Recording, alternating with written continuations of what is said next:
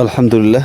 এই যে দেখুন প্লাস্টিকের যে ফলের যে ক্যারেটগুলো আছে, তাতে এই ক্যারেটের মধ্যে আমি ড্রাগন গাছের দুটি ব্রাঞ্চ রোপণ করেছি। এই যে দেখছেন একটি, আর একটি হচ্ছে এটি। আর এই মাটিগুলোতে আমি একটা পেঁপে খেয়েছিলাম, একটা গিফট এসেছিলো। ওই পেঁপেটা খুব সুমিষ্ট ছিল, তাই বীজগুলো এখানে ছিটিয়ে দিলাম। আর দেখুন আলহামদুলিল্লাহ, মহান আল্লাহর ইচ্ছে এই বীজ থেকেও পেঁপে গাছ উঠছে। দেখুন চারা দেখা যাচ্ছে। আর দুইটা লাউ গাছের বীজও রোপণ করেছি। এগুলো 2-1 দিনের মধ্যে নিচে রোপণ করে দিব।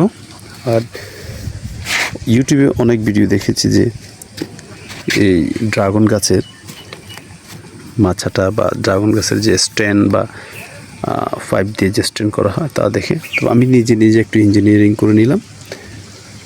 দেখুন এই পাইপগুলো আমার বাসায় ছিল, কিন্তু এখানে জয়েন্ট টি বা এই যে এলবো বলে বা যেটাই বলো ব্যান্ড করার জন্য বা জয়েন্ট দেওয়ার জন্য, এই যে এগুলো আমি কিনে নিয়েছি একটা 5 টাকা করে গ্রাম থেকে, হয়তো শহরে আরও অনেক কমে পাওয়া যাবে।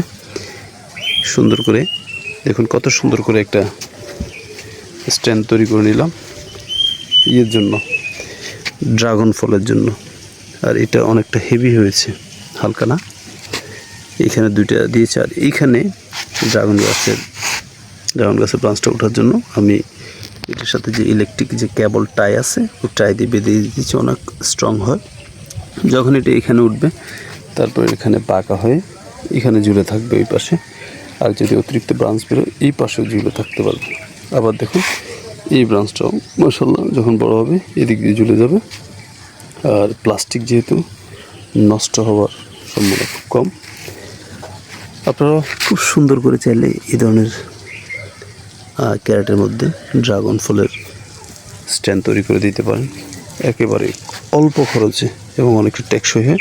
আরেকটা কথা, আপনারা এই যে যেটা পিলার হিসেবে দিয়েছেন, এগুলোর ভিতরে ইচ্ছে করলে বালু এবং সিমেন্ট মিশ্রিত করে করে দিতে পারেন, তাহলে আরও একটু স্ট্রং হবে, একটু ওয়েট বাড়বে।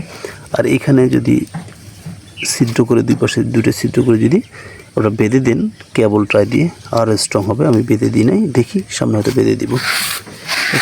খুব সহজে করতে পারেন, একেবারে সুন্দরভাবে ড্রাগন ফলগুলো বড় হবে এবং নিরাপদ থাকবে। সবাইকে অসংখ্য ধন্যবাদ।